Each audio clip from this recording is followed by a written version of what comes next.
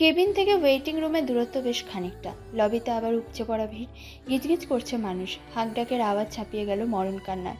লোকজন সেই আওয়াজে থামছে, আবার চলে যাচ্ছে। ভিড় টেলে ছুটতে ছুটতে আসে শাওকি। শাহনাজের শরীরটা হঠাৎ খারাপ হয়। নিজের স্ট্রোকের পেশেন্ট ছিল সে, সিমিনার সাথে, তাই বাড়িতে পাঠিয়ে দেওয়া হয়েছে তাকে। অসীম বসে আছে একই সাথে। সাদ নিশাকে নিয়ে একটু গার্লস স্কুলে গিয়েছিল তাড়াহুড়ো করে। আজ না গেলে অ্যাডমিট কার্ড পেতে বেগ পেতে হতো। সবে মাত্র কাক ভেজা হয়ে ফিরেছে ওরাও। লবিতে পা রেখে রুদ্ধশ্বাসে ছুটতে হয়েছে কেবিনের দিকে। দরজা ঠেলেই শাওকি দাঁড়িয়ে পড়ে শটান। নিশা গিয়ে ভেজা শরীরে ভেজা হাতেই ক্রন্দনরত নাফিয়াকে আগলায়, একদম বুকের সাথে মিলিয়ে নেওয়ার চেষ্টা করে। সাদও গিয়ে দাঁড়ালো তার পাশে। মূর্ছনা বেশ অবাক হয়ে শাওকির দিকে তাকিয়ে থাকে, দৃষ্টি প্রশ্নবোধক। এই পরিস্থিতিতে কিছু জিজ্ঞেস করার আগ্রহ পাচ্ছে না। শাওকির পা থেকে মাথা সংকোচ, অস্বস্তি আর মলিনতা। ভাবির থেকে আহত দৃষ্টি সরিয়ে মূর্ছনাকে দেখল। নিজে থেকেই মলিন কণ্ঠে বলল, আমার ভাবি। মূর্ছনা থমথমে দৃষ্টিতে তাকিয়ে রয়। ভাবি? তার মানে সেই গুণধর পুরুষটি এই লোকের ভাই। অবিশ্বাস্য। ঘোর কাটিয়ে মূর্ছনা নড়চড় হয়। বাইরে বেরিয়ে অঞ্জলিকে ডাকে, দিদি একটু এদিকে আসেন। নাফিয়ার মাথায় হাত বুলিয়ে দিচ্ছে নিশা। নাফিয়া খামচে ধরে কাঁদছে নিশার বাহু। বলে যাচ্ছে, আমি খুব ভালো মা হতাম, ও কেন থাকলো না? এখানে আমার কি কমতি ছিল? ঠিক সেই মুহূর্তে কেবিনের বাইরে একটা অস্বাভাবিক শব্দ হলো। মনে হলো কেউ সপাটে চর বসিয়েছে কারো গালে। স্বাদ ঘুরল। বিষয়টা কারো বোধগম্য হবার আগে শোনা গেল অসীম তালুকদারের হুঙ্কার। হাসপাতালের ওই কর্নার কাঁপিয়ে দিচ্ছে তার উপচে পড়া ক্ষোভের লাভা। উত্তপ্ত চারপাশ। আগন্তুকেরা থেমেছে চলতে চলতে। পুরোপুরি ভিজেছে শাহেদ। এই বৃষ্টিতে বাস স্টপে নেমে কোনো রিক্সা পায়নি। ওখান থেকে ছুটতে ছুটতে এসেছে হসপিটাল। ভিজলেও গরমে গা থেকে ভাব বেরোচ্ছে। ভেজা ফর্সা মুখটা টকটকে লাল হয়ে আছে। শরীর জুড়ে বহমান ছটফটানি বাইরে দৃশ্যমান। টিপটপ চলনের পুরুষটার এলোমেলো জামা কাপড়ে ছিঁড়ি দেখে ওকে রাস্তার কোনো পাগল বলা যায় এখন। অসীমের হাতের 7 থেকে 8টা চড় খেয়েও ঠেলছে বাবাকে। একটু যাবে ভেতরে, একটু যাবে নাফিয়ার কাছে, বিড়বিড় করে বলছে সেই কথায়। অসীম নাছোড়বান্দা, নিজের জান দিয়ে দেবে, কিন্তু এই ছেলেকে সে আর কোনো তামাশা করতে দেবে না। বৃদ্ধ শরীরের সবটুকু বল খাটিয়ে ধাক্কাচ্ছে ছেলেকে। কোনোরূপ রাগ ঢাক ছাড়া বলে যাচ্ছে, এখন জানে মারা বাকি তোর ওকে, নালায়েক পশু। তুই চাস কি? ওর সাথে তোর কি? একটু সরেন আব্বু, একটু দেখবো ওকে, কথা বলবো। আপনার পা ধরছি, একটু কথা বলবো। শাহেদ অস্থির হয়ে উঠেছে। অস্বাভাবিক গতিতে ছাড়ছে শ্বাস। শাহেদ আর শাওকি ছুটে বেরোয় কেবিন থেকে। হতভম্ব হয়ে দুই ভাই হামলে পড়ে অসীমের থেকে শাহিদকে ছাড়াতে। শাওকি সরিয়ে নেয় অসীমকে, শাহেদ শাহিদকে। ভাইয়ের দুই কাঁধ ধরে ঝাঁকুনি দিয়ে বলে, আবার কি? এখানে নাটক করবেন না, ভাবি ঠিক নেই। ওর সাথে কথা বলবো, দেখবো। না, দেখবেন না, সে অসুস্থ। শাহেদ ধাক্কা দিল শাদকে। একটু খ্যাপাটে গলায় বলল, তোরা বরাবরই করেছিস। বউ ও আমার, একদমই বেয়াদবি করবি না সাদ। শাদ খুব তাচ্ছিল্য নিয়ে হাসলো, বলল, আচ্ছা, ভুল হয়ে গিয়েছে, কিন্তু আপনি বললেন ঠিক কী কারণে আপনার সাথে আদরের সহিত আচরণ করব? কিছু কারণ দেখান। বউকে লুকিয়ে পরকীয়া এবং দ্বিতীয় বিয়ে, এজন্য আদরের সহিত আচরণ করব ভাইয়া? ও সরি, কিন্তু ভাইয়া আমি নিজেই মানুষটা ত্রুটিপূর্ণ, তাই আদরটা ঠিক আসছে না। শাহেদ চুপ করে আছে। অনুরোধ করতে করতে ক্লান্ত এখন সে। ওপাশে নাফিয়া এতক্ষণে ভয়ঙ্কর রকমের অস্বাভাবিক হয়ে উঠেছে। বাচ্চাদের মতো আতঙ্কিত, ভীত মুখটা লুকাতে চায় নিশার কোলের ভেতর। ছটফট করছে। ওকে যেতে বলো, ওই অমানুষটাকে যেতে বলো। নেই আমার কাছে ওর কিছু। ও যেন আমার মুখটাও না দেখে। ওর বাচ্চা মরে গিয়েছে, এটা ওর বাচ্চা ছিলও না, শুধুমাত্র আমার ছিল। এই বিয়োগে কষ্ট কেবল আমি পাবো। ওকে যেতে বলো ওর ভালোবাসার কাছে। শাহেদ চুপ করে দাঁড়িয়ে আছে। এতক্ষণে সবাই মেজাজ নামিয়ে নির্লিপ্ত। পাংশুবনের মুখ নিয়ে শুনে যাচ্ছে নাফিয়ার আর্তনাদ। ও কেন এসেছে? আচ্ছা, ও কি আমার জন্য কষ্ট পাচ্ছে? না তো, বাচ্চাটার জন্য পাচ্ছে শুধু। ঢং করছে, নাটক করছে। এখন বাচ্চার জন্য এখানে এসে বুঝিয়ে দিয়েছে আমি ওকে গর্ভভাড়া করে দিয়েছি। এছাড়া আই এম নাথিং। আচ্ছা, এখনও এত ছোট করে যাচ্ছে কেন আমাকে? ধ্বংস করেও শান্তি পায়নি? ওকে এসব করতে বারণ করো। ও সরি, এইটা তো অমৃতার গর্বের না, তাহলে সত্যি সত্যি কষ্ট পেত। এখন এসেছে শিওর হতে আবর্জনাটা আসলে সাফ হয়েছে কিনা জানতে। আচ্ছা, ওকে রিপোর্টটা দেখিয়ে দাও, আর একটা কথা বলে দাও, ওর বাচ্চার খুনিও নিজে। ওকে ধন্যবাদ দাও আমার তরফ থেকে। বাচ্চাটা থেকে গেলে হয়তো আমি নাফিয়া এই জীবনে ওর থেকে ছুটতে পারতাম না, ওর সাথে বাস করতে হতো। একটা ছোট সুন্দর প্রাণের ভবিষ্যতের কথা চিন্তা করে এক বিছানায় শুতে হতো। মাস গেলে অমানুষটার জন্য শাস্তে হতো, আবার নামাজ পড়ে প্রার্থনা করতে হতো, আল্লাহ তুমি আমার সন্তানের বাবাকে নিরাপদে রাখো। বাচ্চাটার সামনে অভিনয় করতে হতো একটা ভালোবাসাময় সংসারে। এই কুৎসিত কাজগুলো করতে করতে আমাকে মৃত হয়ে বাঁচতে হতো। ও সেসব থেকে আমাকে মুক্তি দিয়েছে। পাগলামি থামছে না নাফিয়ার। নিশা সামলাতে হিমশিম খাচ্ছে। কক্ষের এক কোণে বিব্রত ভঙ্গিতে দাঁড়িয়ে থাকা মূর্ছনা এবার ছুটে আসে। বাইরে এসে লোকজনকে ধমকায়, চলে যেতে বলে কড়া গলায়। লবি নিরিবিলি হলেও নাফিয়ার গোঙানি কমে না। নিশা ওর স্কুল ড্রেসের স্কার্ফ খুলে নাফিয়ার ভেজা মুখ মোছাতে ব্যস্ত। শাহেদ সামনে পা বাড়ায়। বাকিরা নাফিয়ার আর্তনাদে মিয়ে আছে ততক্ষণে। হুঁশ হারিয়ে চুপচাপ দাঁড়িয়ে আছে। শাহেদের পথ রোধ করে না এইবার। শাহেদ সুযোগটা লুফে নিয়ে হুড়মুড়িয়ে ভেতরে ঢুকতে নাফিয়া কেঁপে উঠল। অমানুষটা সরল সুন্দর মুখটা বড্ড মায়াময়। নাফিয়ার কলজা ফেটে যায় এই মুখটা দেখলেই এই বিশ্বস্তর মুখের সুদর্শন শিক্ষক পুরুষটিকে কল্পনায় এক অন্য নারীর সাথে বিছানায় উদ্দাম শরীরে খেলায় মারতে দেখে সে। তখন এই পুরুষটার আশেপাশে মাথায় মনে কোথাও নাফিয়া ছিল না। ওই সময়টিতে ছিল কেবল আরেক নারী আর তার শরীর। এই পুরুষটি কি অমানবিক একদম। নিত্যদিনের চূড়ান্ত আদর শেষ হলে নাফিয়ার বুকের ওপর যেভাবে ঘুমিয়ে যেত, ঠিক ওইভাবে ওই নারীর সাথেও আদরে হয়েছে। এই দৃশ্যটা ঘুরে ফিরে নাফিয়ার চোখে ভেসে উঠলে নাফিয়ার দুনিয়া শুদ্ধ ঘোরাতে থাকে। নাফিয়া আবার চিৎকার দিতে থাকে। গলা ভেঙেছে ইতিমধ্যে। পাগলের মতো খামচে যাচ্ছে নিশার শরীর। বাচ্চাদের মতো নিশার গায়ের ভেতর লুকাতে চাইছে যদিও, তবে দৃষ্টি সরাতে পারছে না শাহিদের মুখ থেকে। ওর জ্বালাময়ী ভেজা চোখ একজন্ম ঘৃণার দৃষ্টিতে দেখছে শাহিদকে। বিড়বিড় করছে, একটুও ছাড়বো না তোমাদের। আমার জীবন নষ্ট করার মাসুল তোমাদের গুনতে হবে। আমার আবেগ, আমার মাতৃত্ব, আমার সব কিছু নিয়ে খেলার মাসুল তোমাদের গুনতে হবে শাহেদ, দুজনকে। শাহিদের দৃষ্টি অকারণে ঘোলা হয়। ওর মুখটা ভাবলেশীন, চোখ দুটো শুধু নাফিয়ার শরীর থেকে মাথা দেখছে। হসপিটালের একটা অ্যাপ্রন পরে আছে, মুখটা শুকিয়ে আমসি। মাথার সিল্কে দীঘল চুলগুলো একদিনে কুকড়ে কেমন পাটের আঁশের মতো হয়েছে। এই দৃশ্যটার সাথে শাহিদ একটা ছবি মেলায় হঠাৎ। একটা লাস্যময়ী নারী মাথার ঘোমটা দিয়ে ঘরের কাজ করছে ছোটাছুটি করে। গা থেকে স্নিগ্ধ সুবাস ভেসে বেড়াচ্ছে হাওয়াতে। মেয়েটা বরাবর শাড়ি পরে। সকাল হলেই নেমে পড়ে সংসারে। শ্বশুরের চা দেয়, শাশুড়ি ওষুধ দেয়, দেবর ননদের পছন্দের নাস্তা বানায় পালা করে। খুব খাটনি দেয়, তবে এতে সে নিজের প্রতি উদাসীন নয় মোটেই। রূপচর্চার প্রতিও তার দারুণ ঝোঁক। আবার পছন্দের লেখকের বইটা নিয়েও নাড়াচাড়া করে। সবাইকে পাত পেরে খাওয়ায়। খাটতে খাটতে যখন রাত হয় তখন দরজা বন্ধ করে স্বামীর কাছে আসে। স্বামীর কাছে আসার আগে গায়ে পারফিউম মেখে আসে স্বামীর পছন্দেরটা।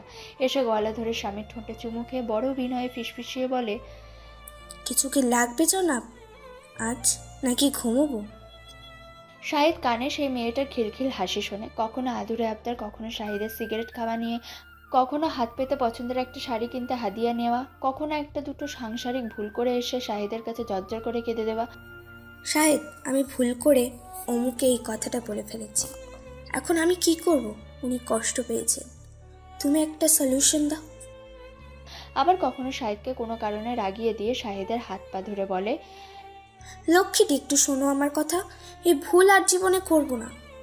সব শুনে শাহিদ হঠাৎ করে আবার এবং 6 বছরের সংসারে নাফিয়া বলে মেয়েটা স্বামীর সংসারে যেভাবে নিজেকে ভেঙে চুরে দিয়েছিল, শাহিদ ওই গুড়িয়ে যাওয়ার শব্দ শুনে দুই চোখে একটা মরা মেয়ে মানুষের মুর্দা সমান চেহারা দেখতে দেখতে, আচ্ছা এসব কথা এখন কানে বাজছে কেন? এই সম্পূর্ণার আবেগ জর্জরিত গলাটা তখন কেন কানে বাজলো না? তখন কেন কানে বাজলো না যখন বিধিলিপির সীমা লঙ্ঘন করে শাহিদ অমৃতার পোশাক খুলেছিল তাড়াহুড়ো করে? উন্মাদ হয়ে অসভ্য বর্বর বেঈমান শাহিদ অনিমেষ দেখতে থাকে নাফিয়ার মরে যাওয়া মুখ। নাফিয়া চোখ না নামিয়ে আবার চেঁচায়, শুনেছো তুমি? আমি আমার বাচ্চা হারিয়েছি, আমার আকাঙ্ক্ষিত বাচ্চা। এখন আমি তোমাদের সুখে থাকতে দেব না। তোমাদের ওই পবিত্র ভালোবাসার বাচ্চাকে একটুও দয়া করব না আমি, একটুও না। ও জন্মে দেখবে ওর বাবা মা একসাথে আর নেই। আমি এমন হাল করে ছাড়বো তোমাদের ওই বাচ্চার, একদম একদম শাহেদ। শাহিদ ধীর কদমে সামনে এগোয়। মূর্ছনা বিব্রত হয়ে এবার আবার গিয়ে কক্ষের এক কোণে দাঁড়িয়ে পড়ে। বাইরে থেকে সাদ আর শাওকি আবার ভেতরে চলে আসে। শাহিদ গিয়ে দাঁড়ায় ঘৃণা কাঁপতে থাকা নাফিয়ার ঠিক সামনে। ওদের মধ্যকার ব্যবধান 5-6 ইঞ্চি কেবল। নিশা ভাসুরকে দেখে পিছিয়েছে। নাফিয়ার শরীরটা আবার গুলিয়ে উঠেছে অন্য নারী ছুঁয়ে আসা অপরিষ্কার লোকটার গায়ের ভেজা শার্টের পারফিউমের ঘ্রাণে। মুখ চেপে ধরে নাফিয়া পিছোতে চায়। শাহিদ পেলব হাত দুটো শক্ত করে ধরে ওকে দখল করে, কণ্ঠ চিরে আকুতি বের করে বলে, ক্ষমা চাইছি, যা হয়েছে, যা করেছি সব কিছুর জন্য ক্ষমা চাইছি। তুমি শোনো নাফু, আমি সব সময় তোমাকে আদরে রাখবো, তুমি থেকে যাও। নাফিয়া ওসব শুনে না। সে মনে মনে প্রতিজ্ঞাবদ্ধ এসব কিছু সে শুনবেই না এই জীবনে। আর নিজ মনে আবার বলে যায় সে, তিলে তিলে শেষ করব তোমাদের দুজনকে আমি। আর এর জন্য ভুগবে ওই বাচ্চাটা, যেমন করে ভুগেছে আমার বাচ্চা মায়ের বিধ্বস্ত শরীরের ভেতরে, যেমন করে ভুগতে ভুগতে প্রাণ হারিয়েছে। শাহিদ কাছে টানতে চায় নাফিয়াকে। উন্মাদ নাফিয়াকে শান্ত করতে বুকে টানতে চায়। এমন অনেকবার হয়েছে। নাফিয়া স্বভাবত খুবই শান্ত হলেও ভীষণ অভিমানী গোছের মেয়ে। একবার রাগ জেদ উঠে গেলে খুব খারাপ অবস্থা করে দিত শাহিদের। ওকে মানাতে, রাগ ভাঙতে ঘাম ছুটে যেত শাহিদের। কিন্তু যদি কোনোভাবে টেনে টুনে বুকের সাথে মিশিয়ে নেওয়া যেত, মেয়েটা আপনা আপনি নেতিয়ে পড়তো, দুর্বল হয়ে পড়তো। শাহিদ ভাবলো এবারও তাই হবে। এবারও তাই নাফিয়াকে বুকে টানে। নাফিয়া আসে না। ও জান দিয়ে দেবে, তবু আসবে না এই অমানুষের বুকে। দ্বিতীয়বার যে বুকে অন্য নারী এসে শোয়। নাফিয়া আসে না। চাচায় কণ্ঠনালী ছিঁড়ে চাচায়, আমি তোমাদের দুজনের লাইফ হেল করে দেব, যেমনভাবে আমার লাইফ হেল করেছো তোমরা তোমাদের ভালোবাসার জন্য। তোমাদের ওই ভালোবাসা আমি যদি নষ্ট করে দিতে না পেরেছি, আমার নাম নাফিয়া ইব্বানাত নয়। অবস্থা বেগতিক। সাদ এগোয়, একটু ধমকায় শাহিদকে। এনাফ, আপনি বের হন, তার রিস্ক হয়ে যাচ্ছে, এখন একটু থামেন, আমরা উল্টাপাল্টা কিছু করে ফেলার আগে। শাহিদ এবার আবার ছটফটিয়ে ওঠে, পাগলামি করে ওঠে অসুস্থ নাফিয়াকে বুকে পেতে। অস্থির শ্বাসের সাথে বেরোতে থাকে হাহাকার। গ্লানি আর অনুশোচনে দগ্ধ বুকটা, হাত দুটো কাঁপছে, বিড়বিড় করছে।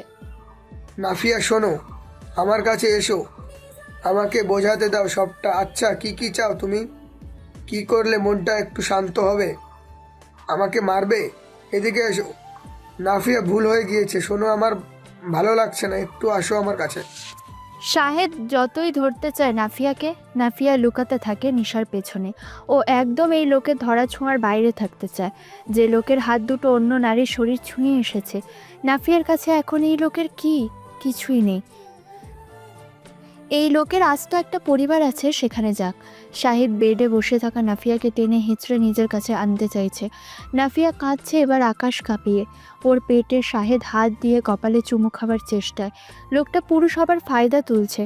অপ্রতিরোধ শক্তি খাটিয়ে চুমু খেতে চাইছে ওই নোংরা ঠোঁট, যে ঠোঁট আরেকজন নারীর শরীর ছুঁয়েছে।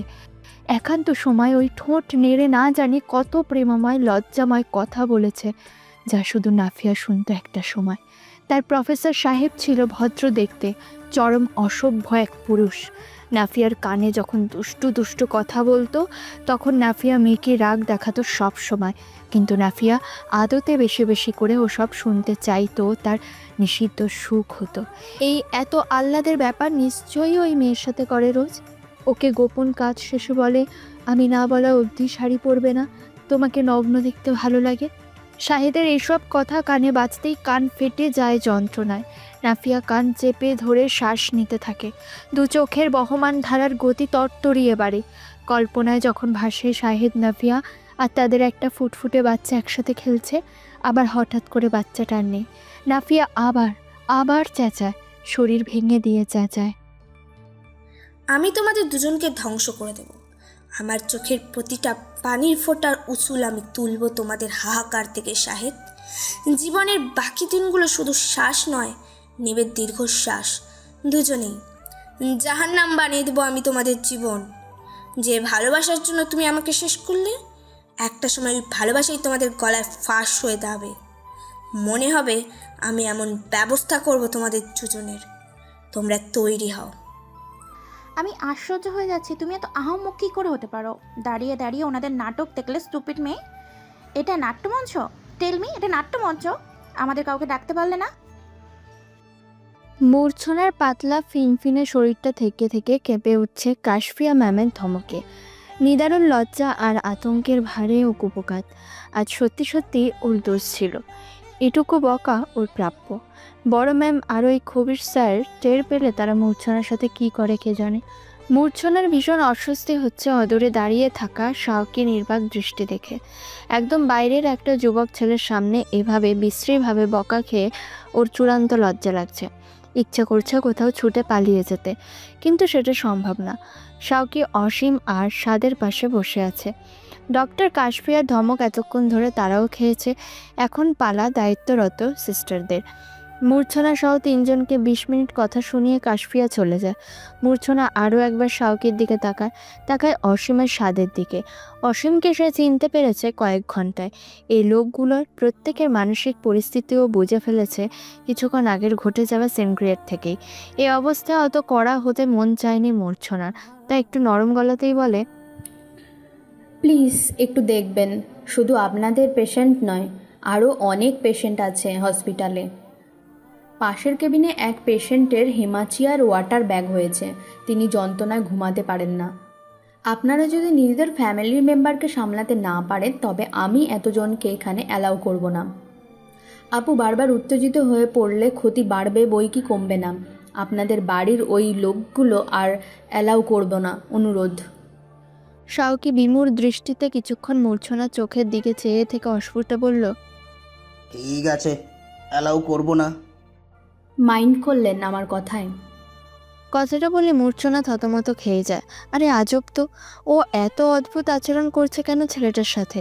এরা মাইন্ড করলে ওর কি? ও সিস্টাররা প্রয়োজনে একটু রুড হবেই।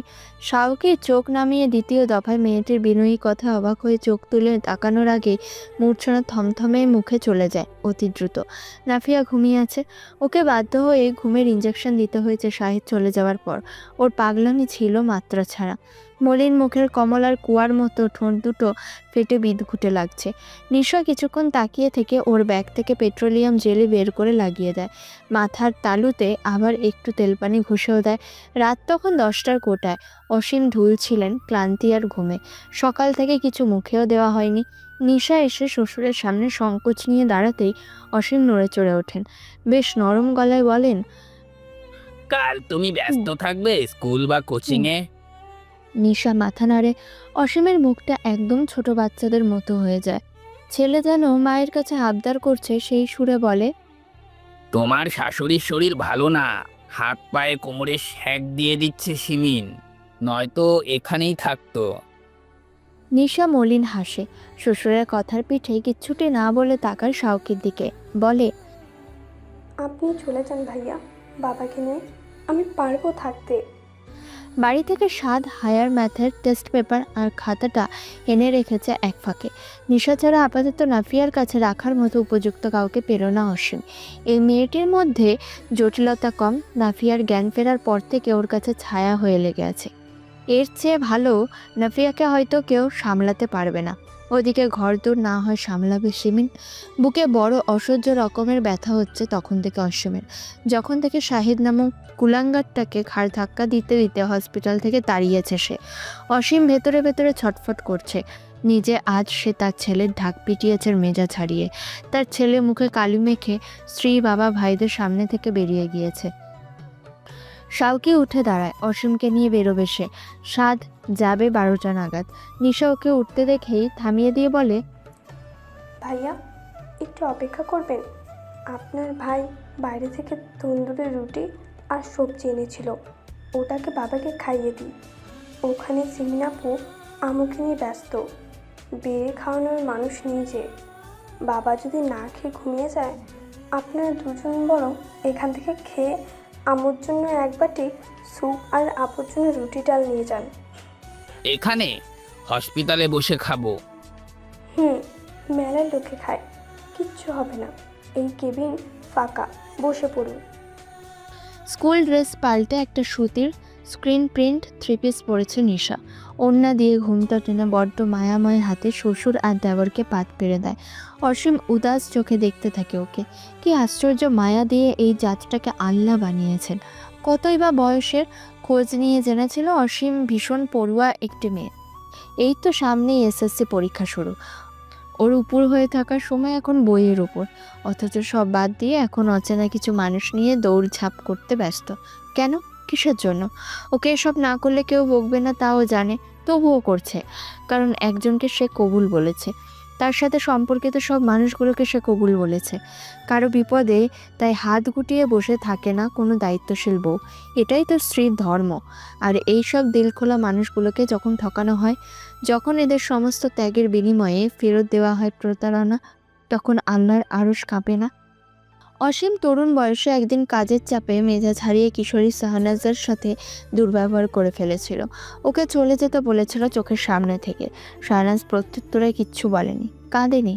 স্বামী হুটহাট মেজাজ হারিয়ে এমন বিশ্রী ধমক দিতেই পারে। ব্যাপারটাকে খুব স্বাভাবিকভাবে নিয়ে আবার পরের বেলায় অসীমের কাছে এসে চা দিয়ে গিয়েছিল শাহনাজ। ওর যেন বোধ শক্তি নেই, ঘৃণা নেই শরীরে। তবে অসীম নিজে থেকে হাড়ে হাড়ে উপলব্ধি করেছে সে কি অন্যায়টাই না করে ফেলেছিল ওই অবলার সাথে। এরা দিন রাত এক করে দেয় স্বামীর জন্য। এদের সাথে অকারণে এক চিলতে ধমকও অনুচিত কাজ, ঘোর অন্যায়। রাতে শাহনাজকে বুকে টেনে মাথায় হাত বুলিয়ে যতভাবে যত শব্দে ক্ষমা চাওয়া যায় চেয়েছিল অসীম। আর তার বড় কুলাঙ্গারটা দেখেনি নাফিয়াকে? শাহনাজে গ্যাসের সমস্যা আছে, ঘন ঘন ডায়রিয়ার পেশেন্ট ছিল সে। ওই সময়টিতে একটা সুন্দর পরিচ্ছন্ন মেয়ে নিজের সব কিছু বাদ দিয়ে শাশুড়ির অপরিষ্কার শাড়ি কাপড় বদলেছে। দুর্বল শাশুড়িকে ধরে ধরে প্রতিবার ওয়াশরুমে নিয়ে বসিয়েছে। ওই কুলাঙ্গারটা তো সব দেখেছে এসব। কেউ কাউকে যখন জানের থেকেও বেশি ভালোবেসে ফেলে, তখন তার মা বাবাকে এর চেয়ে সর্বোচ্চ সেবা দেওয়া যায় না। কিন্তু সে কি করেছে? মেয়েটাকে শুধুমাত্র মাগনা গৃহ পরিচারিকা হিসেবে নিয়েছে। আচ্ছা, আল্লাহ ওর পাপগুলো কি অসীমের খাতাতেও লিখতে বলেছেন? সেজন্য কি অসীমের বুকে ব্যথা হচ্ছে? এটা কি শাস্তি কুলাঙ্গার জন্ম দেওয়ার? খেতে খেতে অসীম কেসে ওঠেন। তার খাবারটা গলায় আটকেছে, বুকের ব্যথাটা বেড়েছে দ্বিগুণ। নিশা আর শাওকে ব্যস্ত হয়ে পড়ল সামলাতে। আব্বু কি হয়েছে? পানি দেবো? ঠিক সে সময় সাদ এক বোতল মিনারেল ওয়াটার কিনে এনে বাবাকে আগলে নেয়। নিশাকে চোখ দিয়ে ইশারা করে গ্লাসে পানি ঢালতে। অসীম পানি খেয়ে ধাতস্থ ঠিকই হলেন, কিন্তু মেয়েদের মতো কেঁদে উঠলেন পরক্ষণে। বুক চাপড়ে সে কি কান্না! সাদ বিমূঢ় চেয়ে রয় বাবার মুখের দিকে। সেই বাবা যার হুঙ্কারে কাঁপে তালুকদার ম্যানশনের প্রতিটা ইট। সেই বাবা 9 বছরের বালকের মতো কাঁদছেন। এভাবে বাবা কেঁদেছিল আরও একবার, যখন ভরা বাজারে জুতো পড়েছিল মুখে, আর আজও অদৃশ্য জুতা পড়েছে। ধিক ধিক! সাদ নিজেদের ধিক দিয়ে বাবার পিঠে আলতো হাত বুলিয়ে শান্ত করে। আব্বু শান্ত হন, শুনুন, যেটা হয়েছে সেটা তো আপনি ফেরত পাবেন না, তাই না? কিন্তু আপনি ভালো কিছু করতে পারবেন। নিজেকে দোষারোপ করবেন না আব্বু। ভাবির জন্য আপনার সুস্থ থাকা জরুরি। ভাবির আমরা ছাড়া কেউই নেই, এটা একটা নির্মম সত্যি। অসীম হাঁপাচ্ছেন, ছেলের গায়ে ভর ছেড়ে দিয়ে হাঁপাচ্ছেন। সাদ শাওকি বাবাকে ধরে বসিয়ে দিল নরম একটা গদির মতো চেয়ারে। বসিয়ে দিয়ে এই সাদ বাবার পায়ের কাছে বসলো। একদম শক্ত করে 2 হাত ধরলেও কণ্ঠে ছিল কোমলতা। আব্বু, শাওকির সাথে বাড়িতে চলে যান প্লিজ। অসীম চোখ তোলেন, অসহায় চোখে ছেলের গাম্ভীর্য ভরা মুখটা দেখে বলেন, তুমি যাবে না?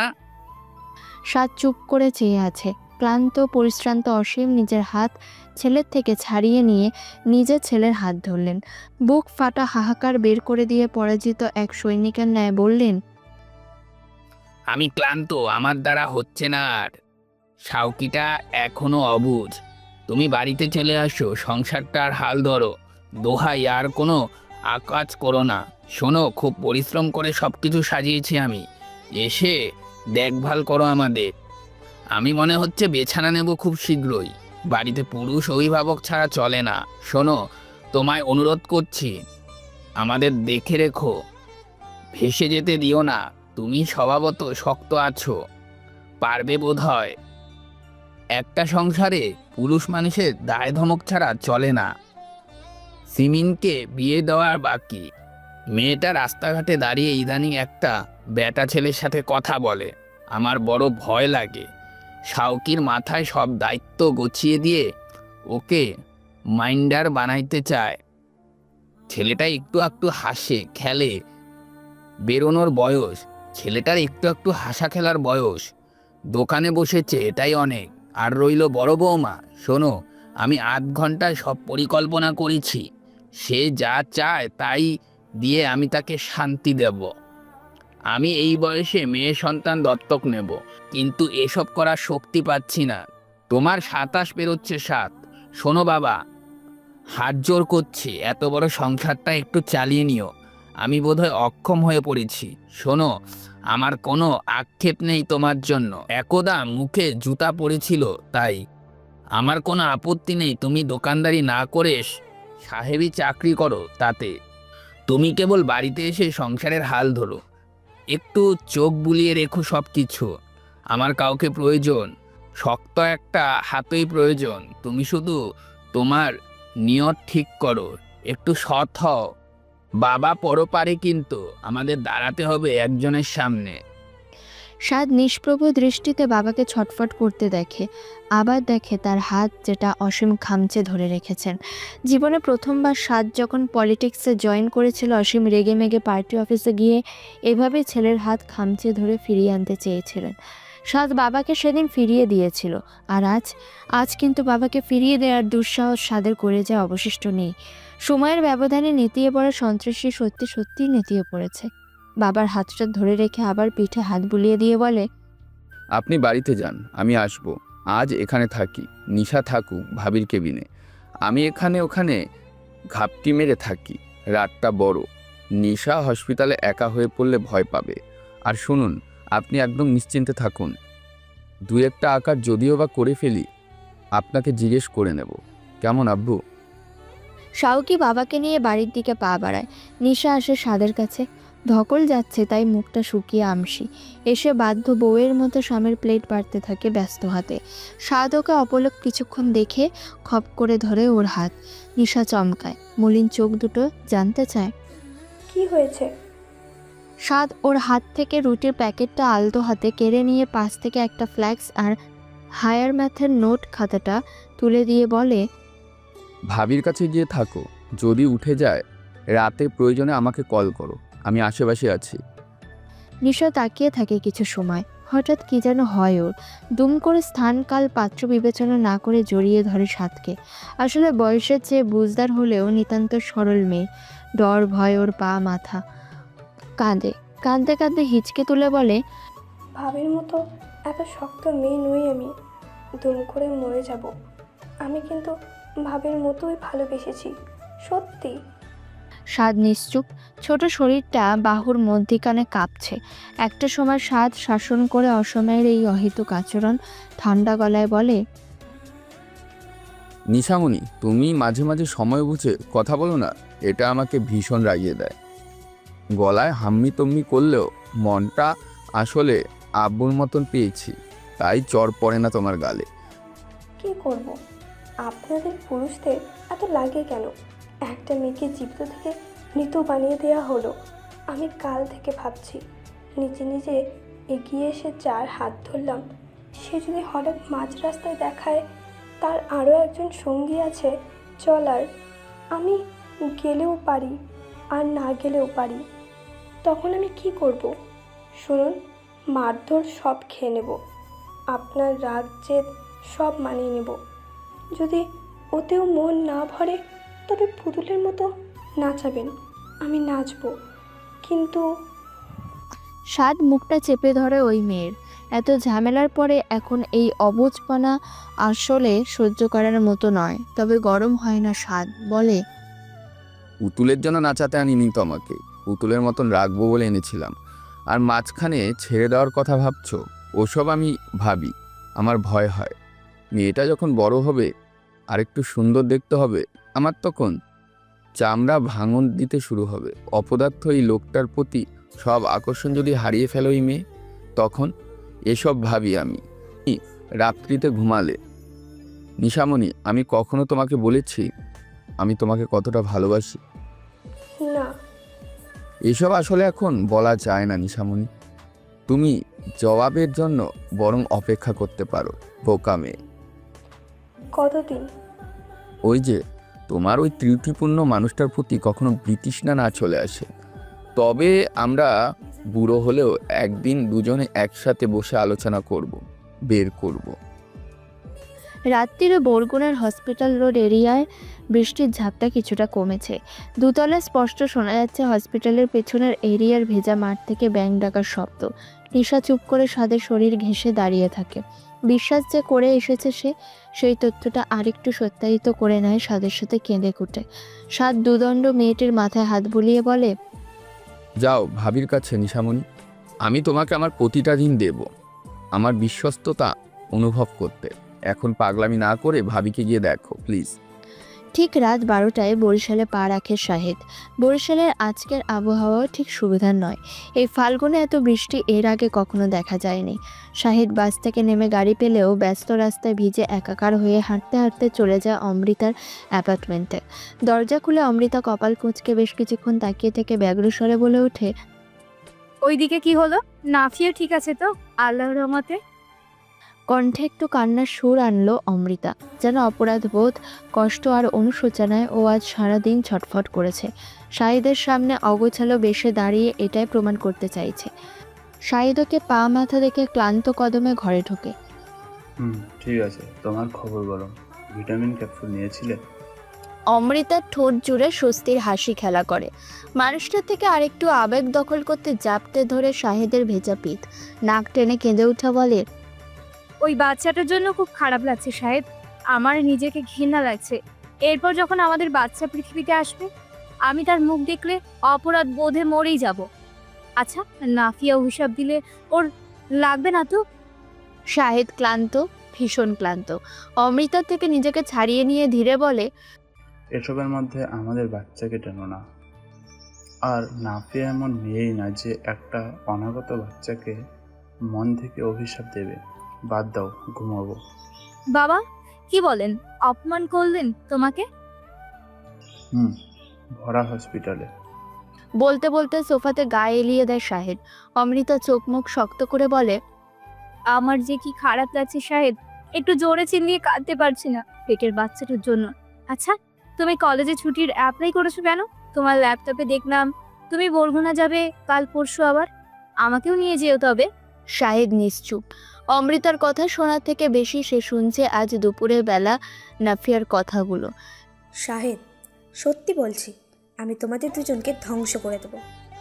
চোখের পাতায় থেকে থেকে ভেসে উঠছে একটা গোলগাল মুখের টানা চোখ দুটোতে জ্বালাময়ী দৃষ্টি। দৃষ্টি দিয়ে শাহিদকে পুড়িয়ে দেয়, যে দৃষ্টি একটা সময় শুধু আবেগ দিত স্বামীকে।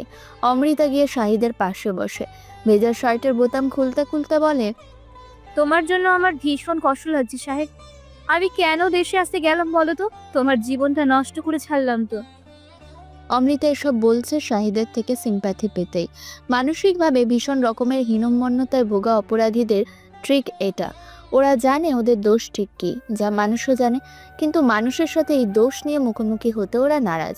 ওরা চায় বিপরীত পাশের মানুষটা এই সত্য অস্বীকার করুক। এরা তবে শান্তি পায়, মানসিক তৃপ্তি পায়। শাহিদ একটা হাত ধরল অমৃতার, ধীরে বলল, ভুলটা আমার ছিল, আমি নিজেকে আটকাইনি। ফাতিমা গিয়ে রেস্ট নাও, আমি একটু একা থাকবো। ভুল? ওই দিন যা কিছু হয়েছে সে সমস্ত কিছু শাহিদ ভুল বলে আখ্যায়িত করছে। শুনেই চোখ মুখ শক্ত হয়ে উঠল অমৃতার। কই, তখন তবে এত ব্যাকুলতা ছিল কেন শাহিদের আচরণে? পুরুষ মানুষ এত কমজোর দিলের হয় তা শাহিদকে না দেখলে অমৃতা বুঝতো না। এই লোকটা বারবার অমৃতাকে কাঁদিয়ে এসেছে, এখন অমৃতার মুখের সামনে বলছে ওই দিন যা হয়েছে সব ভুল। কিন্তু অমৃতার কাছে ওটা কোনো ভুল না। না মানে না। তারা দুজন দুজনকে ভালোবাসে, দেখা হয়েছে, দুর্বল হয়েছে, শারীরিকভাবে মিলিত হয়েছে। ধর্ম সমাজ সব এটাকে ভুল ভুল বলে চিল্লাক, অমৃতার কাছে এটা কখনোই ভুল ছিল না। আচ্ছা, শাহিদ এখন এরকম করছে কেন? কোনোভাবে নাফিয়ার প্রতিও ভীষণ দুর্বল সে? থমথমে গলায় অমৃতা জানতে চায়, ভালোবাসো নাকি ওকে? শাহিদ চোখের ওপর থেকে হাতটা সরায়, কিছুক্ষণ চেয়ে থেকে সহজ গলায় বলে, তা বউ ও আমার, ভালোবাসবো না? অমৃতা চুপ করে কিছুক্ষণ চেয়ে থেকে বলে, কিন্তু আগে কখনো আমাকে বলনি ওকে তুমি ভালোবাসো। বলেছো তোমার একটা সফট কর্নার আছে ওর প্রতি, শুধু। শাহিদ জবাব দেয় না। শাহিদের এমন আচরণ ভীষণ রাগিয়ে দিল অমৃতাকে। ওর ভেতরটা জ্বলে উঠল হিংসায়, চেঁচালো, এখন নাফিয়ার মতো আমি একটা প্রশ্ন করি, একসাথে দুজনকে ভালোবাসা যায়? তোমার দুজনের প্রতি এত টান?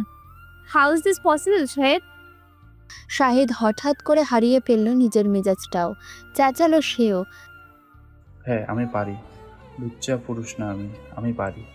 আমি তোমাকেও ভালোবাসি, ওকেও বাসি।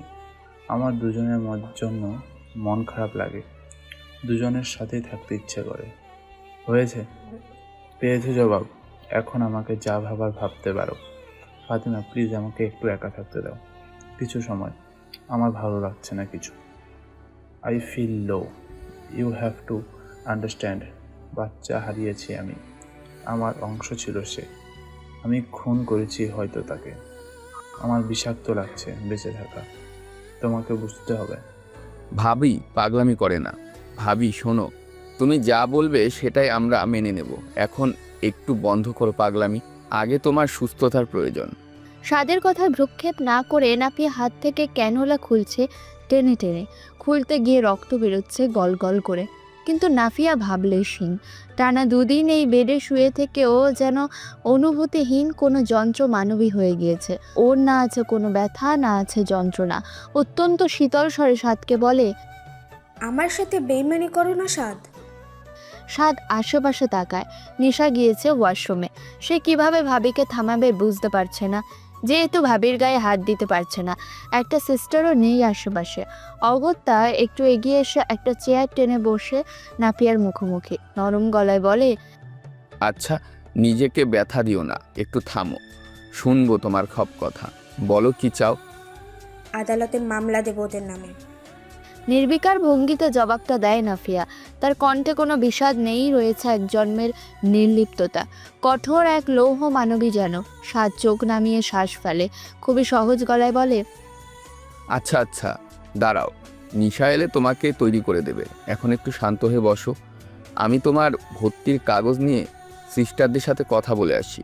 তার আগে বলো তুমি ঠিক আছো তো? কোমরের নিচ থেকে অবশ হয়েছে নাফিয়ার।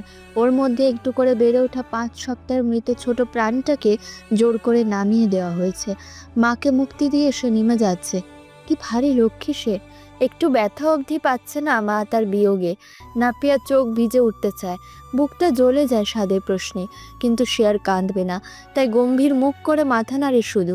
সে ঠিক আছে সম্পূর্ণ, বুঝিয়ে দেয়। নিশা আসে। টানা 2 দিন ধরে রাতে ঘুমাতে পারছে না মেয়েটা। যন্ত্রণায় মাথাটা ছিঁড়ে যাচ্ছিল সকালবেলা, তাই গিয়ে লম্বা সময় ধরে গোসল সেরেছে এখানকার ওয়াশরুমে। ও আসতেই সাদ ওকে নাফিয়ার পোশাক পাল্টে দিতে বলে ভর্তির কাগজ নিয়ে বেরিয়ে যায়। তবে কেবিনের বাইরে গিয়ে দাঁড়ায় সে।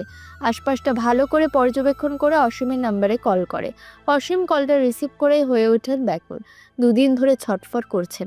একটা কল পেলে অন্তরাত্মা শুকিয়ে যায় একটা ভালো খবর শোনার ছটফটটা নিতে। সাদ ভালো খবর দিল। ভাবি সুস্থ আছে, কথা বলছে আব্বু। অসীম আহাজারি করলেন, কোনো জটিলতা না থাকলে ওর ডিসচার্জের ব্যবস্থা করবে নাকি? তোমার আম্মু ব্যাকুল হয়ে পড়েছে। আচ্ছা তুমি আর নিশা বাড়িতে চলে আসো, আমি আসছি।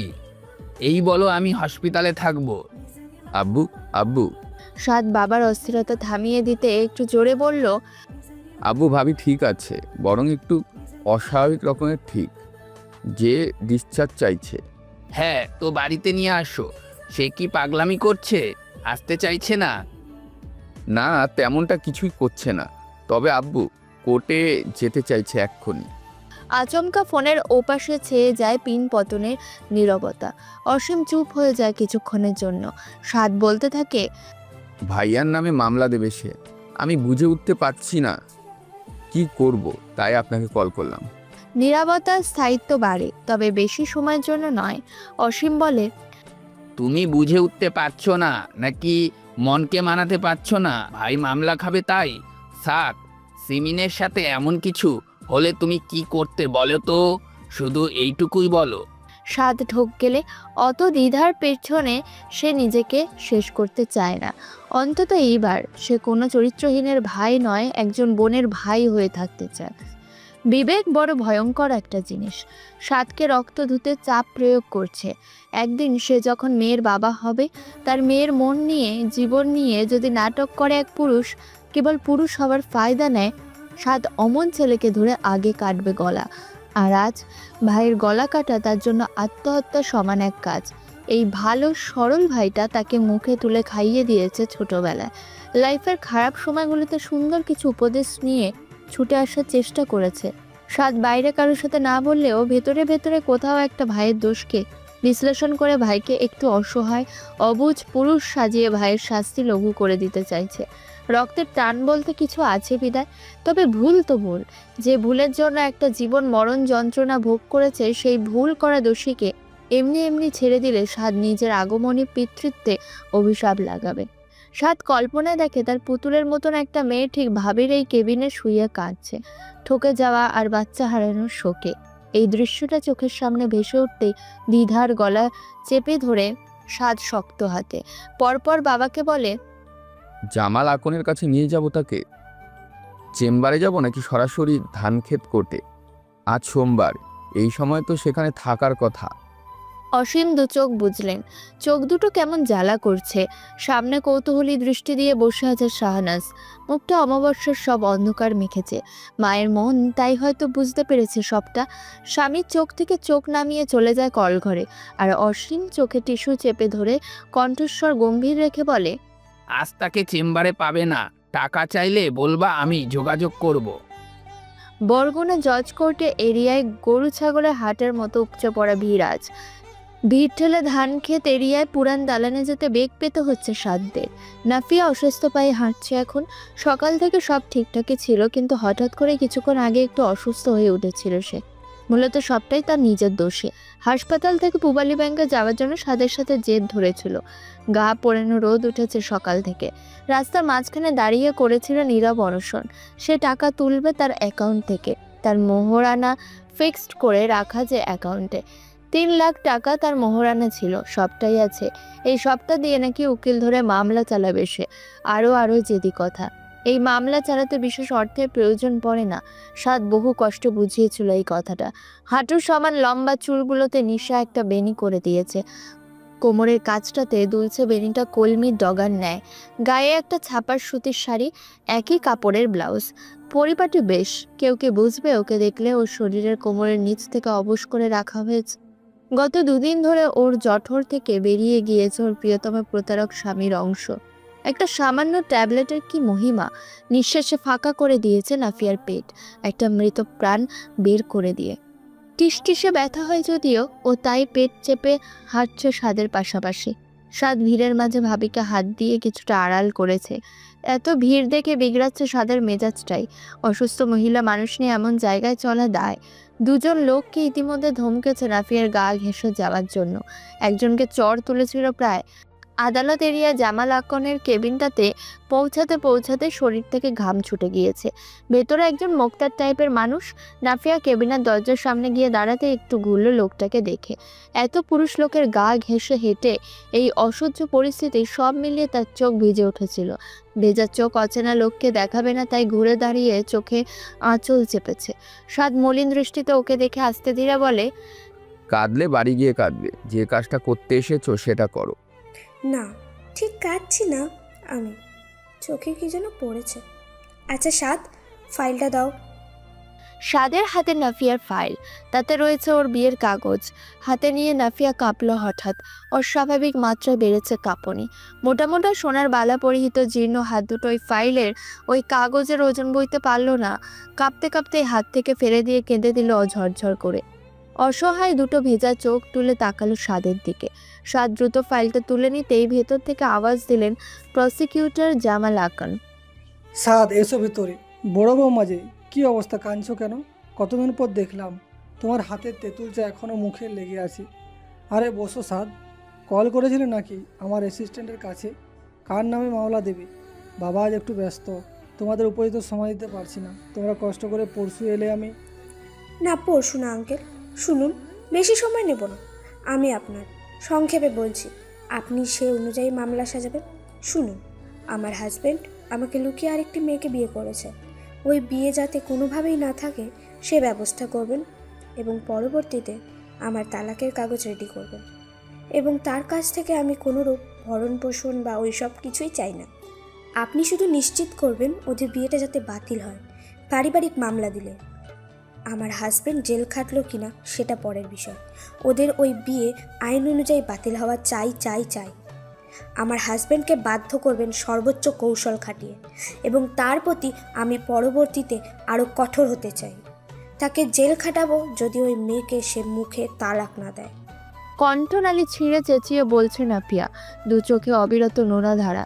এত বেশি উত্তেজিত হতে দেখে সাদ থামাতে চাইছে। জামাল এখন কিং কর্তব্য বিমূঢ়। শ্বাস আটকে কিছুক্ষণ ফ্যালফ্যাল দৃষ্টিতে নাফিয়াকে দেখে সাদকে বলে, সাহেব, সাদ বলতে পারছে না একটি কথাও। এই মুহূর্তে নিজেকে বড্ড অসহায় লাগছে। নাফিয়া বলে যেতে থাকে, আচ্ছা, এমন কি হবে কোর্টেও আমার সামনে বসে তালাক দেবে ওর ওই বউকে? আমি দেখতে চাই সেটা। জানেন ওদের বাচ্চা হতে চলেছে। শরিয়া আইনে এখন ওদের তালাক হবে না জানি, তবে ওদের ধর্মের বালাই নেই জানেন। ওরা অধর্ম করে বিয়ে করেছে, তাই ধর্মের কোনো সুযোগ ওদের নিতে দেব না আমি। আপনি ওই মেয়েকে আলাদা করে দিবেন আমার প্রতারক স্বামীর থেকে। আইন দিয়ে আটকে দিতে চাচ্ছি ওদের। মুখ থেকে নিঃসৃত হচ্ছে জারাময়ী আকাঙ্ক্ষা, চোখ দিয়ে জল রঙা রক্ত।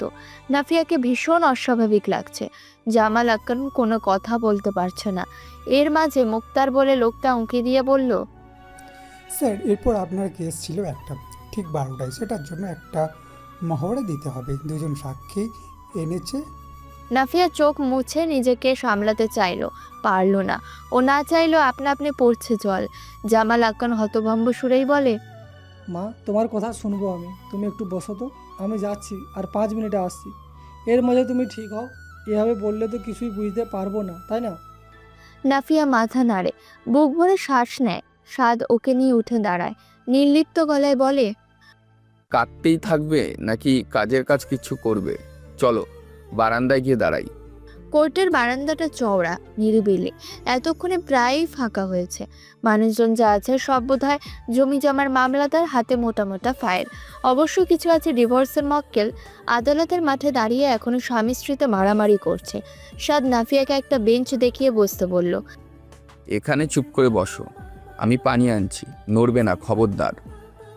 নাফিয়ার ভেজা চোখের মরা দৃষ্টি তখন মাঠের মধ্যে ঘূর্ণায়মান, শুধু চোখ বুলিয়ে চাচ্ছে চার কোণে। স্থিরতা নেই মোটেই। তবে হঠাৎ স্থির হলো যখন একটা ছোট বাচ্চার কান্নার শব্দ পৌঁছালো তার কানে। গলা ফাটিয়ে কাঁদছে বাচ্চাটা, কাঁদতে কাঁদতে যেন দম বের করে ফেলবে। নাফিয়ার উদাস চোখ দুটো হঠাৎ ভরে এলো বাচ্চাটার মুখ দেখে। বাচ্চাটাকে ঘিরে কত মানুষ, দুজন উকিলও আছে। খুব সম্ভবত ছাড়াছাড়ি কেসের বলি হয়েছে বাচ্চাটা। নাফিয়া শুধু দেখতেই থাকে 1.5 বছরের বাচ্চাটাকে। হাত পা ছুঁড়ে কাঁদছিল বাবা মায়ের নির্মমতায়।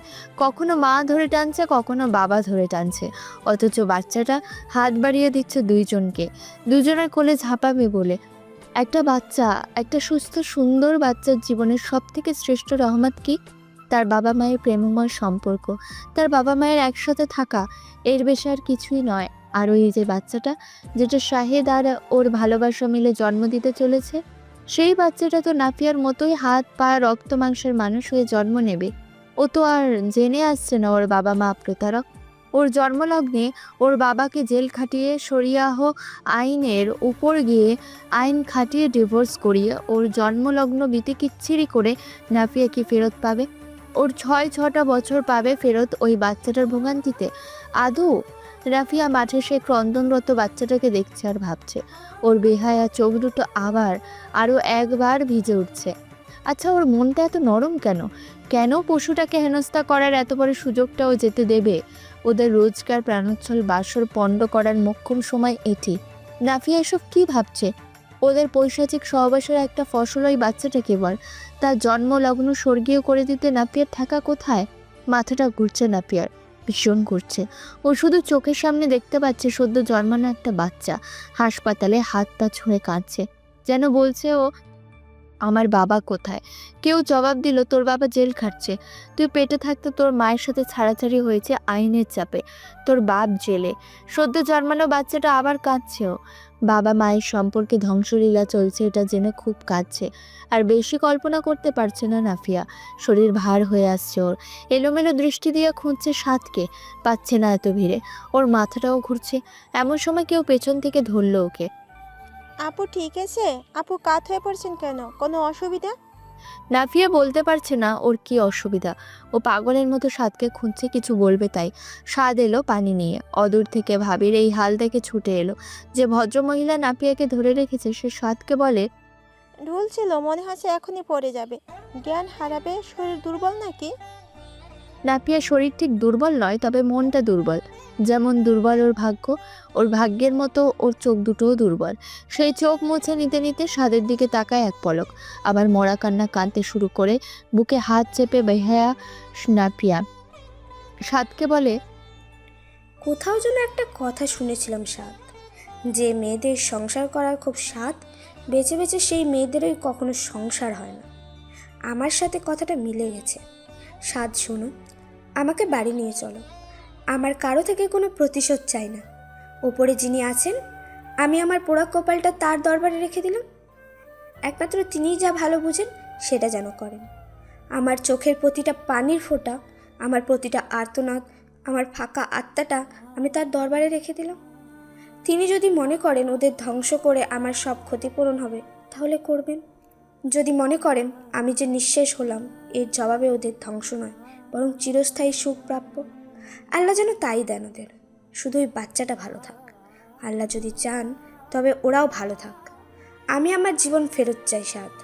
ওরা জাহান্নামে যাক, আমি শুধু আমার বেঁচে যাওয়া জীবনটা ফেরত চাই। আমাকে বের করো এখান থেকে। শিমিনকে নিয়ে নিশা ছুটতে ছুটতে এসেছে সাদের একটা ফোন কল পেয়ে। রিক্সাটা আদালত চত্বরে থামিয়ে জোর কদমে ছুটে এসে ধরেছে নাফিয়াকে। মেঝেতে বসে দেয়ালে পিঠ ঠেকিয়ে বসেছিল যে। সাদ একপাশে দাঁড়িয়ে আছে মূর্তির মতন। নিশা কাছে আসতেই জানতে চাইল, আব্বুকে এসব কথা বলে দিয়েছো নাকি? নিশা কাঁদো কাঁদো মুখে মাথা ঝাঁকায়। সাদ হতাশ গলায় বলে, আরে বোকা, কি করলে? নিষেধ করলাম না?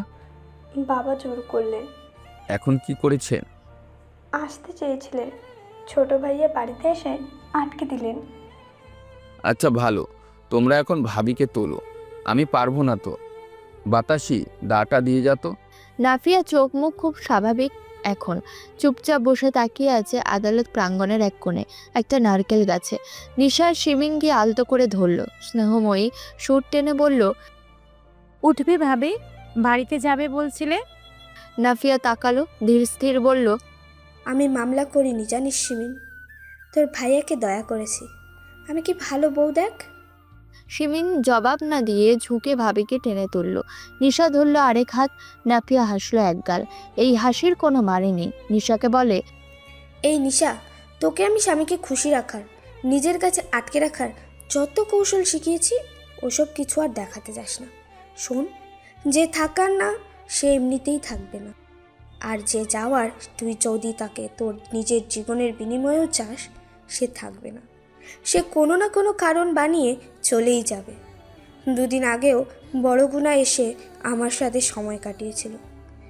তার দুদিন পরে নাকি তার অন্য নারীর শরীর ছোঁয়ার স্বাদ জেগে ওঠে। ভাবতে পারিস? ওরা সবাই চুপ। সাদ চুপচাপ গেল রিক্সা রাখতে। নাফিয়া বলতে থাকে, আচ্ছা বাড়িতে কে কে আছে রে? আমি গিয়ে একটু ঘুমাবো। ছাতার মাথা, তখন থেকে মাথার মধ্যে বিয়ের দিনের স্মৃতি ভেসে উঠছে। এটা মজার কাহিনী, শুনবি? আমার জীবনে কোনো পুরুষ ঘটিত অভিজ্ঞতা ছিল না। উচ্চ মাধ্যমিক লেভেল পর্যন্ত ছিলাম কালো বোরখা আর হিজাবের আড়ালে। এরপর ভার্সিটি লেভেলে উঠে যে একটু স্টাইল মারতে শুরু করলাম, অমনি লাইন লেগে গেল আমার পিছে। কিন্তু ওই যে প্রেম পিড়িতে ভীষণ অরুচি ছিল, তাই আর সাহস হয়নি। পড়াশুনো করেছি খিচিয়ে, প্রেম প্রেম পেলে নিজেকে বুঝিয়েছি, নাফিয়া এসব বড়লোক ঘরের ছেলেদের ফাঁদে পা দিস না।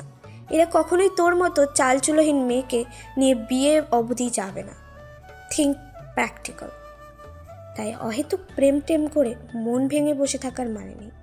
ধৈর্য ধর, নিশ্চয়ই আল্লাহ তোর সংযমের ফল দেবেন। তোর জন্য উত্তম কাউকে বেছে রেখেছেন। এরপর যখন তোর ভাসুরের সাথে বিয়ে হলো, সে কি ভয় আমার বাসর ঘরে, রীতিমতো কাঁপছিলাম। শহুরে কায়দায় বড় হওয়া ছেলে আমার জড়তার সামনে এসে দেখবি কি? প্রথম রাতে ঝাঁপিয়ে পড়ে অসভ্যের পরিচয় দেবে না তো? ওমা, সে কি করলো জানিস? বাছর ঘরে ঢুকে নিজেই বলেছিল, আমি একজনকে ভালোবাসি, তোমাকে মানতে আমার কিছু সময় লাগবে। নাফিয়া জ্ঞান শূন্যের মতো হাসছে। সাদ বড় একটা মিশুক রিকশায় উঠে ওদের ইশারা করতেই নাফিয়াকে ধরে ধরে নিয়ে যেতে থাকে সেদিকে। নাফিয়া আবার হাসতে হাসতে বলে, কি কুত্তাটাই না বানালো বল আমাকে। প্রথমে বলে মানবে না, তারপর আবার মানলো, তারপর যখন মানলো তারপর আবার মানলো না, আবার যখন মানলো না তখন আবার বলে থেকে যাও নাফু। আচ্ছা বাদ দে, শোন ভালো কথা, তোদের সাথে কখনো শেয়ার করেছি। ও আমাকে প্রথমবার কাছে টানার পরে একটা চমৎকার শাড়ি উপহার দিয়েছিল। ওটাই ওর দেওয়া প্রথম উপহার। বাড়িতে গিয়ে আমি ওটা পুড়াবো, তারপর ছাইগুলো কুরিয়ার করে ওর কাছে পাঠিয়ে দেবো। সারা রাস্তায় নাফিয়া এক মনে বকবক করতে করতে এসেছে। অটোওয়ালাও শুনেছে কিছু কিছু, কেউ নাফিয়াকে থামায়নি। এগুলো অস্বাভাবিক আচরণ, তবে যদি এসব করে একটু সুস্থ থাকে তবে থাক। তালুকদার বাড়ির উঠোনে অটো থামতেই নাফিয়া খুব সহজ ভঙ্গিতে নামে। একদম সুস্থ সবল ভঙ্গিতে হেঁটে হেঁটে বসার ঘরে প্রবেশ করে ডাকলো অসীমকে। আব্বা, বাসায় নেই আপনি? অসীম ধীর কদমে ঘর থেকে বেরোয়, তাকিয়ে রয় নাফিয়ার মুখের দিকে, কথা বলে না। শাহনাজ বেরিয়ে নাফিয়াকে বলে, ডাব কেটে দেব, খাবি? তোর আব্বার শরীরটা ভালো নেই। সাদ আর সাউকিকে নিয়ে এখন ডক্টর জরুলের চেম্বারে পাঠিয়ে দিব। এইমাত্র মাইকিং করলো, তিনি ঢাকা থেকে এসেছেন। তুই বস, খোল কেটে দিচ্ছি আমি। ঘরে যেন একটা স্বাভাবিক পরিবেশ বজায় রাখার প্রতিযোগিতা চলছে। শাওকি শার্টের বোতাম লাগিয়ে হাতা গোটাতে গোটাতে এলো, নাফিয়াকে বলল, ভাবি, তোমার বইয়ের ভাঁজ থেকে 500 টাকা নিলাম, মাইন্ড করো না প্লিজ। এমনিও সুদ খাও তুমি। আমি সপ্তাহ গেলে 600 ফিরিয়ে দেবো, কেমন? আপাতত খুব টাকার প্রবলেম। আব্বু বলেছে বেতন দিতে দেরি হবে। নাফিয়া অনুজ্জ্বল হাসলো জবাবে। সাদ শাওকি সত্যি অসীমকে নিয়ে ডাক্তারের কাছে যাবে বলে বেরোচ্ছে। বেরোনোর আগে অসীম নাফিয়াকে বলে, তেঁতুল কি আনবো বেশি করে?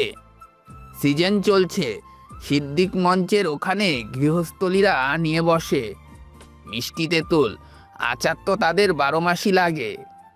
কেজি 15 আনবো। আচ্ছা, এখন আনিয়ে দিলে রোদে শুকিয়ে বরং তুই সুস্থ হলে আচার বানাস। নাফিয়া এবারও অনুজ্জ্বল হাসলো, মাথাও নাড়ল। অসীম সাদ আর শাওকিকে নিয়ে চলে গেলে শাহনাজ এসে নাফিয়াকে টেনে মেঝেতে বসিয়ে নিজে একটা সোফাতে বসে ওর বেনি খুলতে খুলতে সিমিনকে বলে, আমার ঠান্ডা তেলটা আনো, সাথে চিরুনি। আর নিসা, তোমার পড়া না থাকলে একটু পর পর রান্নাঘরে গিয়ে তরকারিতে ঝোলটা দেখে এসো। আর রুম গোছাও না কেন, তোমাদের রাতে শুতে হবে না? ছাদের কিছু ময়লা জামা কাপড় দেখলাম, ওগুলো ঝুড়ি ভরা, বাতাসে কেচে দেবে। আর স্বামীর পোশাক একটু নিজে ধোয়ার চেষ্টা করবে। এটা তেমন ভারী কাজ নয়, সামনে পরীক্ষা বলে ছাড় দিচ্ছি। নিশা শাশুড়ির কথায় বাধ্য বউয়ের মতো ঘাড় কাত করে। সিমিন নিশা ঘরময় সহজ ভঙ্গিতে পায়চারি করে। এমনকি বাড়ির কাজের লোক দুটো বাতাসে এসে এক ফাঁকে বলেও, ও ভাবি, আপনার গোপন ব্যাংক থেকে মোড়ে 500 টাকা ধার দেন, 1 সপ্তাহ পরে ফেরত দেবো, নইলে বেতন থেকে 600 কাইটা রাখেন। নাফিয়া সবার আচরণে শুধু হেসে যায়। শাহনাজ ওর হাসি খেয়াল করে আচমকা জড়িয়ে ধরে, কপালে চুমু খেয়ে পাগলের মতো কাঁদে কিছুক্ষণ, বলে না কোনো কথা। নাফিয়া স্থির হয়ে শাহনাজের কোলের ভেতর বসে থাকে ছোট শিশুকন্যার মতো। ঠোঁট জুড়ে সেই অনুজ্জ্বল হাসিটা, যে হাসিটা তার জীবনে স্থায়ী হয়েছে। এর মাঝে বাতাসে সাদের জামা কাপড় কেচে ছাদে শুকাতে দেয়। পরপর আবার ছাদ থেকে ছুটতে ছুটতে এসে চেল্লায়, খালাম্মা, ও খালাম্মা, বড় ভাইজান আইছে যে। খালুজানের কথা মতো দারোয়ান তারে আটকাইতেছিল, কিন্তু সে ধাক্কা দিয়া ভেতরে ঢুকছে। এখন শত দরজা আটকাইয়া দিমু? সদর দরজা আর আটকাতে পারে না কেউ। টের পায় কারো পদশব্দ, ইতিমধ্যে এসে থেমেছে দরজা। শাহনাজের কোলের ভেতর প্রায় ঘুমিয়ে থাকা নাফিয়ার গোটা দুনিয়া শুদ্ধ নড়ল। ও না ঘুরেই তড়াক করে লাফিয়ে উঠে দাঁড়ালো। শরীরে এতক্ষণ ক্লান্তি ছিল, এখন আছে তেজ। ওর সেই তেজ ওকে ছুটিয়ে নিয়ে যায় দোতলার সিঁড়ির কাছে। মাথার ঘুমটা ইতিমধ্যে টেনেছে।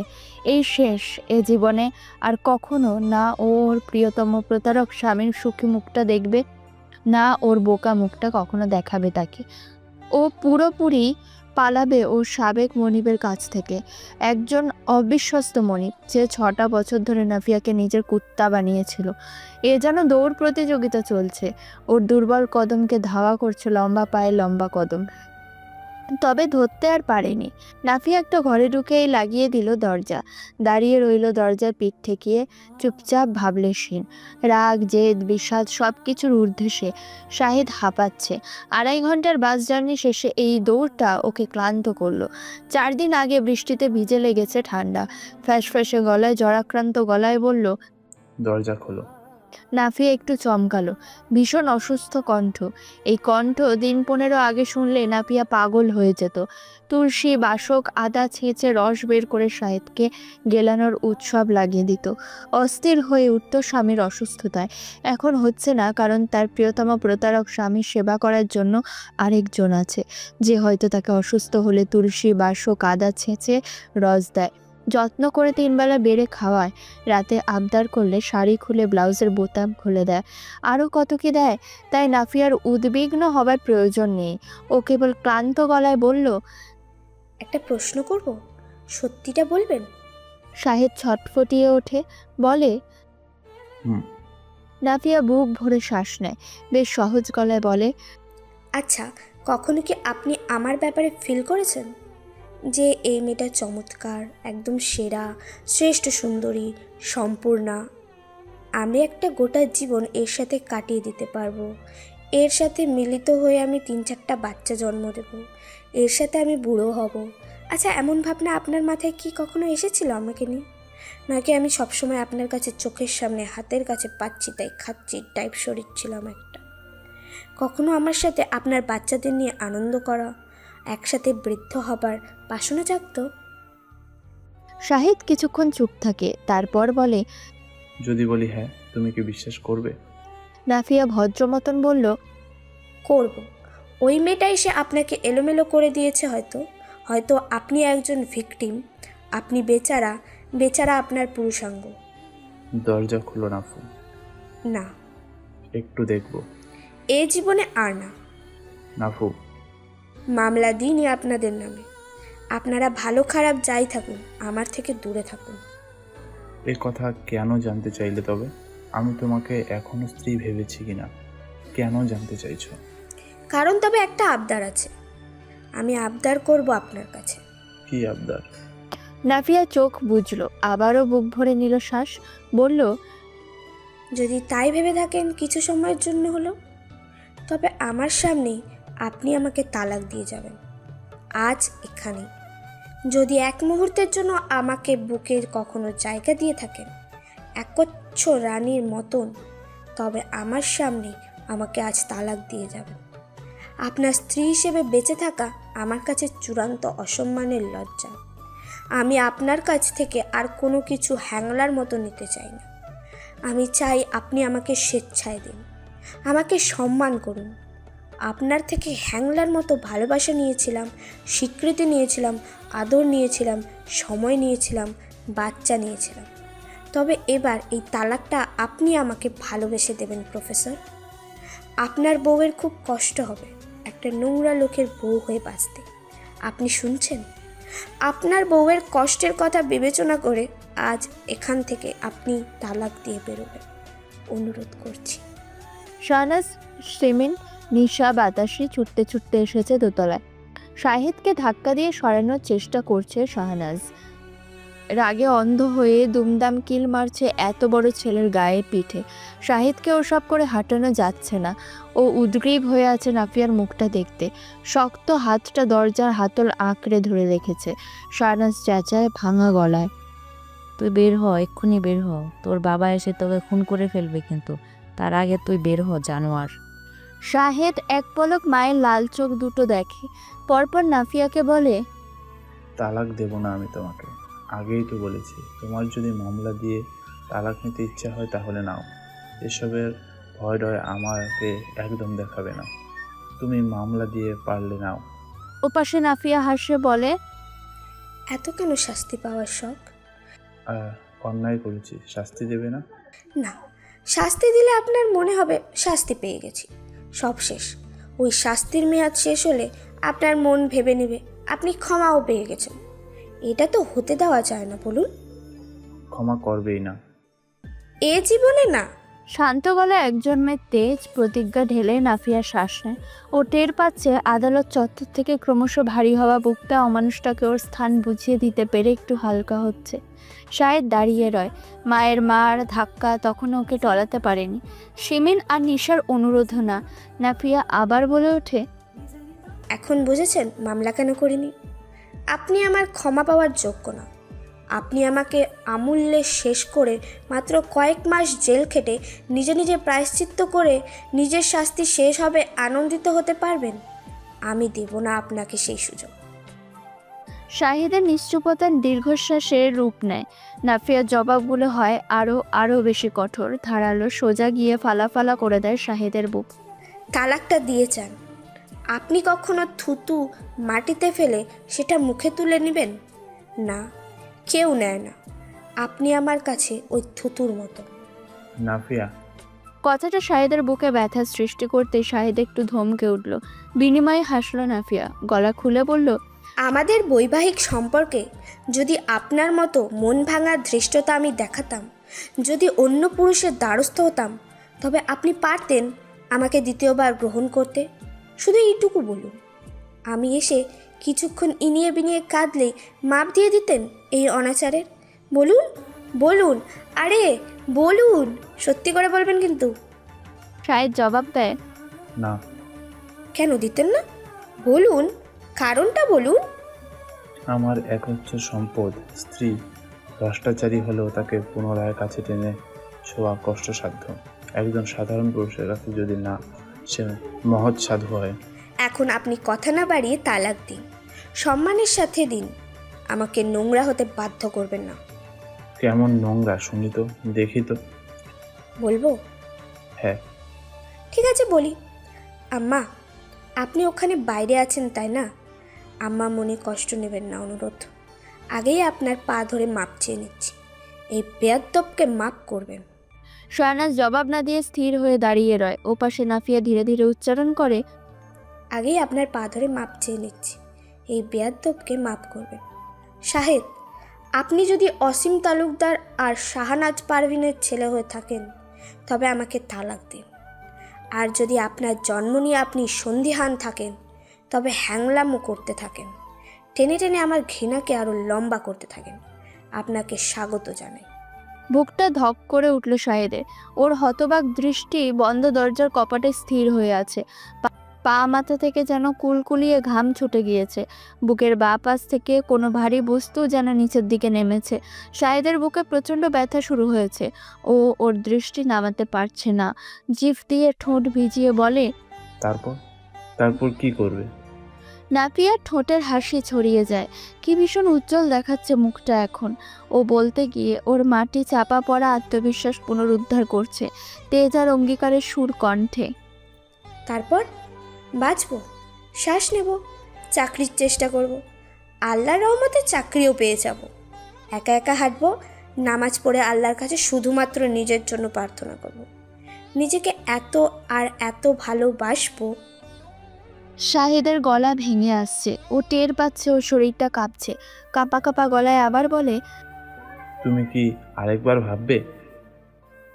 নাফিয়া অদ্ভুত ভঙ্গিতে হেসে বলে, আপনি কি আরেকবার ভাববেন আপনি অসীম তালুকদার আর শাহনাজ পারভিনের ছেলে কিনা? শাহেদ আর নিতে পারল না নাফিয়ার পাষণ্ডতা। দুহাত দরজায় ঠেকিয়ে শরীরের সম্পূর্ণ ভর ছেড়ে দিয়ে দরজায় মাথা ঠেকিয়ে আছে। জ্বর বাড়ছে ওর, সেই সাথে বাড়ছে বুকের ব্যথা। ও জানে নাফিয়া আরও বাড়াবে এসব। নাফিয়া একটুও ছাড় দেবে না, আর একটুও না। স্নিগ্ধ সুন্দর মায়াময় কোমল মেয়েটার উচ্চারিত প্রতিটি শব্দের ধার ছিঁড়ে খুঁড়ে দিয়েছে শাহিদের আত্মবিশ্বাস। ও কিছু সময়ের জন্য ভেবেছিল নাফিয়া ওকে মানবে। নাফিয়া ওর সেই বিশ্বাস ছিঁড়ে খুঁড়ে দিয়েছে। শাহিদ মেনে নিয়েছে ও নাফিয়ার থুতু, যাকে দ্বিতীয়বার গ্রহণ করা যাবে না। একদম নিঃশব্দে মেনে নিয়েছে। কণ্ঠ থেকে এক সমুদ্র গ্লানি উগরে দেওয়ার সাথে সাথে বলে, আচ্ছা, কাগজ পাঠিয়ে দেব। মুখে শুনতে চাই আমি আগে। নাফিয়া পাষণ্ডীর মতো আবদার করেই যাচ্ছে তার প্রিয়তমা প্রতারক স্বামীর কাছে। শাহিদ মানল সহসা। ওর মেনে নেওয়া ছাড়া একুল ওকুল কোনো গতি নেই, ঠিক তেমনভাবে যেমনভাবে নাফিয়ার একুল ওকুল কোনো গতি সে রাখেনি বহুগামী হয়ে। শাহিদ বলল, আচ্ছা, তালাক শুনছো? আমি তালাক দিলাম তোমাকে। আরও দুবার বলতে হবে। ভীষণ ঠান্ডা নাফিয়ার স্বর, এমনকি ঠোঁটের অনুজ্জ্বল হাসিটাও ছড়ানো। ভাবখানা এমন, সুখবর খানা কানে গেলেই ও নফল নামাজ আদায়ে দাঁড়াবে। ও এতটাই শান্ত, এতটাই উদ্গ্রীব নিজের মর্যাদা ফিরে পেতে। শাহিদ শ্বাস ফেলে, দরজায় কপাল ঠেকিয়ে রেখে অস্ফুট বলে, তালাক, তালাক, তালাক। বুকে হাত চাপে নাফিয়া, গায়ের সমস্ত জোরটুকু বুকে দিয়ে নির্লিপ্ত গলায় বলে, ধন্যবাদ শাহিদ। একটু থামলো, শাহনাজকে ডেকে বলে উঠল, আম্মা, আপনি শুনেছেন? শিমিন, নিশা, বাতাসি শোনা গেছে পরিষ্কারভাবে? শুনেছেন আম্মা? শাহনাজ আর নিশা একপাশে দেয়ালে পিঠ ঠেকিয়ে দাঁড়িয়ে আছে। শিমিন কাঁদছে নিঃশব্দে, মুখে ওড়না চেপে। বাতাসিও কাঁদছে শব্দহীন। আর শাহিদ শরীরের সবটুকু ভর দরজা দিয়েই দাঁড়িয়ে আছে, ক্লান্ত পরিশ্রান্ত ভঙ্গিতে, যেন এক্ষুনি ঢুলে পড়বেও। নাফিয়া এলোমেলো দৃষ্টি ফেলে, ওর হাতের তালু ঘামছে। শাড়ির আঁচল দিয়ে ঘষে ঘষে সে ঘাম মুছতে ব্যস্ত, অস্থির হয়ে বলতে ব্যস্ত,